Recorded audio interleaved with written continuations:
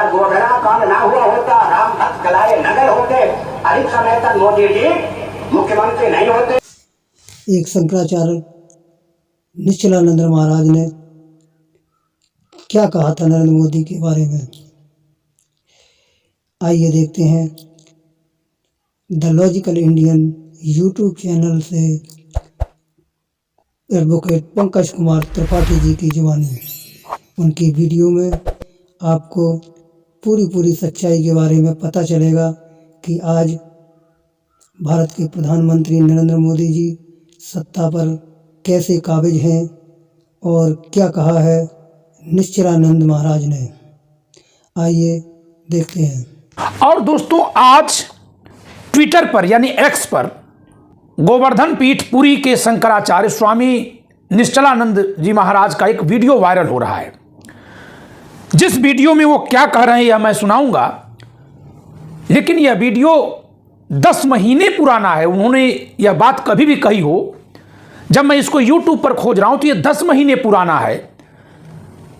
इतना महत्वपूर्ण वीडियो कैसे अब तक वायरल नहीं हुआ था, यह भी सोचने वाली बात है। सुनाते हैं दोस्तों। मोदी जी सुनना, मैंने जाके देखा है, वैसे नहीं बोलता हूँ, मैंने जाके देखा है गोधरा कांड। डब्बे को कार सेवक जब जला दिए गए, उनके बच्चों को, उनको हड्डियों को जाकर हमने देखा है प्राणों पटरी पर लेकर। अगर गोधरा कांड ना हुआ होता, राम भक्त जलाए न गए होते, अधिक समय तक मोदी जी मुख्यमंत्री नहीं होते, अधिक समय तक न होते, प्रधानमंत्री नहीं होते। भारत का पूरा हमारा शरीर राम भक्तों के खून से लथपथ है। दोस्तों, इस वीडियो को जरा देखिए। ये द विशाल व्यूज नेटवर्क से अपलोड किया गया है 9 मार्च 2023 को। इसमें शंकराचार्य जी एक बहुत महत्वपूर्ण बात कह रहे हैं। वो ये कह रहे हैं कि भाजपा का पूरा विकास आपाद मस्तिष्क यानी पैर से लगाए सिर तक राम भक्तों के खून से सना हुआ है। तो क्या भाजपा ही राम भक्तों का खून करवाती है? स्वामी जी ये कह रहे हैं। और स्वामी जी ने ये कहने में गोधरा कांड को मोदी जी के लंबे समय तक मुख्यमंत्री बने रहने के कारण के रूप में जोड़ा है। और हम सब ये जानते हैं कि जब तक नरेंद्र मोदी 2001 में गुजरात के मुख्यमंत्री नहीं बने थे, दोस्तों आप 1996 से 2001 का इतिहास पढ़िए गुजरात का, कम से कम 4 मुख्यमंत्री बदले गए हैं। कोई मुख्यमंत्री वहां चल नहीं पाता था, इस तरह से समीकरण बिगड़ते थे। उसी समय एक ऐसे व्यक्ति को मुख्यमंत्री बनाया गया जो विधायक भी नहीं थे, मंत्री कहीं थे ही नहीं, नरेंद्र मोदी जी। और ये सत्ता में बैठते हैं, उसी समय गोधरा कांड होता है 2002 में, ट्रेन जलाई जाती है। एक थियरी हमेशा यह सवाल करती है, हमेशा ही यह सवाल करती है कि जिस समय दिल्ली में बीजेपी की सरकार, अटल बिहारी वाजपेयी की सरकार चल रही थी, और गुजरात में नरेंद्र मोदी जी की यानी वहां भी भाजपा की सरकार चल रही थी, उत्तर प्रदेश में उस समय जिस समय गोधरा कांड हुआ है, राजनाथ सिंह जी मुख्यमंत्री थे, बीजेपी की सरकार चल रही थी। यानी केंद्र में और दोनों प्रमुख राज्यों में जहां से कारसेवक जा रहे थे, जहां पहुंच रहे थे, तीनों ही जगहों पर, इन तीनों ही सत्ता स्थानों पर जब भाजपा सत्ता में थी, तब ऐसे समय में कारसेवकों को जिंदा जलाने की हिम्मत किसी ने कैसे की होगी? ये कौन से मुसलमान थे जिनको इस बात की परवाह नहीं थी कि इस समय ऐसा कुछ भी वो करेंगे तो भून दिए जाएंगे? हर कोई अपने अवसर पर ही हमला करता है, अगर करता है तो थियरी के मुताबिक तो ये बात बेमेल है कि जिस समय सरकारें उसके खिलाफ थी, उस समय वह वर्ग आए और ट्रेन जलाकर आत्महत्या को निमंत्रण दे। एक थियरी बार बार यह कहती है। इसी में एक थियरी यह भी जोड़ी जाती है कि आखिर 7,000, 8,000, 5,000, 4,000 जितने भी लोग इकट्ठा होकर ट्रेन को दोनों तरफ से घेर कर जलाए थे, इतने लोग कैसे आ गए वहां? ये कौन लोग थे जो तैयारी करके इतने लोगों को जुटा लिए? हम सब ये सूचित हैं कि एक स्लीपर सेल बनाने के लिए किसी भी आतंकी संगठन को बहुत मेहनत करनी पड़ती है, बहुत तरह तरह के लोगों को छानना पड़ता है। अगर कार सेवकों को मुसलमानों ने बदला लेने के लिए जलाया तो इसका मतलब है कि वे एक तरह से आतंकी घटना को अंजाम दे रहे थे। इतनी बड़े पैमाने पर पब्लिक कैसे इकट्ठा हो गई, वहां पेट्रोल डीजल केरोसिन कहां से आ गया कि 2 बोगी जला दी जाए। एक थियरी बार बार यह सवाल उठाती है।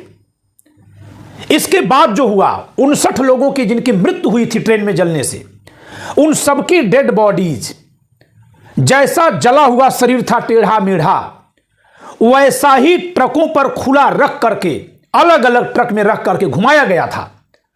कोई भी सरकार जो संजीदा सरकार होगी वो यह कुकृत्य कदापि नहीं करेगी, क्योंकि जो सरकार में बैठा है उसको यह पता होता है, पता होना चाहिए और उसका यह दायित्व होता है, उसे निभाना चाहिए कि वर्ग संघर्ष के भावना भड़केगी तो दंगे भड़क जाएंगे। तो क्या यह दंगा भड़काने के लिए ही यह परमिशन दी गई? शंकराचार्य जी तो यही कह रहे हैं कि अगर वो कांड नहीं होता तो ये मुख्यमंत्री इतने दिन तक नहीं रह पाते। यानी कि हिंदू हृदय सम्राट वो इसीलिए कहलाए क्योंकि उन्होंने अपने इलाके में दंगे को होने दिया। आखिर और कौन सा उपलब्धि है? कितनी नकारात्मक उपलब्धि है यह कि कोई व्यक्ति जो मुख्यमंत्री हो वह हिंदुओं को जब जलाया जाए तब न बचा पाए, लेकिन आक्रोशित हिंदुओं द्वारा मुसलमानों की हत्या करने की छूट दे दे, बलात्कार की छूट दे दे। यानी राजा का धर्म तो कभी नहीं निभा पाया, लेकिन फिर भी वो हिंदू हृदय सम्राट हो जाए। वाह! तो यही बात तो शंकराचार्य जी कह रहे हैं। जिस तरह की इस थियरी के पीछे बहुत सारे लोग अनुमान लगाते हैं, बहुत सारे तार्किक लोग, सत्ता के लिए बहुत सारे खेल होते हैं। अब तो मीडिया और तमाम लोग सरेआम में कहने लगे हैं कि पार्टी का तो काम ही है राजनीति करना, सत्ता में आना, वो तो किसी भी तरह से सत्ता में आएंगे। जो कोई ये बात कहता है मुझे यह सुनकर चिढ़ होती है कि आपका काम ही है सत्ता में आना। नहीं, आपका काम है सेवा के लिए सत्ता में आना, सत्ता में आने के बाद सेवा देना, सुरक्षा देना, स्वतंत्रता देना, संरक्षण देना, यह काम आपका है। न कि काम आपका है सत्ता में आना। सत्ता में आना तो कबीलों की लड़ाई जो लड़ते थे उनका मकसद हुआ करता था। लेकिन जब यह बन गया है कि सत्ता में आने के लिए कुछ भी कर दिया जाए, कुछ भी कर दिया जाए, तो यह कब से बना है कि सत्ता में आने के लिए कुछ भी किया जाए? और अगर यह 25-30 साल पहले से बन गया है, 40 साल पहले से बन गया है, तो जो कुछ हुआ क्या वो सत्ता में आने के लिए किया गया था? फिर तो पुलवामा कांड पर भी जो संशय होता रहता है, लोग उठाते रहते हैं, तमाम लोग ऐसी टिप्पणी करते सुने जाते हैं कि आखिर जांच क्यों नहीं हो रही है। ये क्या है? जान हथेली पर लेकर तो स्वामी जी आप उस समय कहां गए थे ये आप जानते होंगे, लेकिन इस तरह की बातें करना भी जान हथेली पर लेने जैसा है, क्योंकि सत्ता में जो हैं वो इसका जवाब नहीं देंगे। क्या कर देंगे, क्या हो जाएगा, कुछ नहीं कहा जा सकता। दोस्तों, ये वीडियो बहुत खतरनाक है। ये बहुत ही गंभीर बात की ओर खुलासा कर रहा है कि क्या सत्ता में आने के लिए आम जनता की बलि दी जा रही है, उन्हें मरवाया जा रहा है। वैसे भी ये कोई नया कॉन्सेप्ट नहीं, यहां संविधान और लोकतंत्र के दौरान में नया है, नहीं तो पहले इस तरह की हत्याएं हुआ करती थी। आज भी आप देखिए कि तमाम फितूरबाज दिमाग के लोग सत्ता में आने के लिए मंदिरों में खुद गाय का मांस फेंक देते हैं ताकि उनको टिकट मिल जाए, ताकि मुसलमानों को टारगेट कर सके। ठीक इसी तरह से आप पाकिस्तान में भी देखेंगे कि वहां भी कट्टरपंथी ऐसा ही करते हैं। वहां एक मौलवी ने कक्षा 7 में पढ़ने वाली बच्ची के बैग में कुरान फाड़ करके पन्ने ठूंस दिए थे और बाद में तलाशी लेकर के उसको निकालकर दुष्प्रचारित किया था, जिससे कि दंगा हो, उसके घर के लोग मार दिए जाएं और उसका घर वो कब्जा कर सके। ये तो भला है कि वहां के कुछ संजीदा लोगों ने इस बात को पकड़ लिया और उल्टा पड़ गया उस मौलवी को, उसी की धुनाई हुई और उसको सजा हुई। ये बात करीब 5-6 साल पहले की, आप गूगल करेंगे तो मिल जाएगा।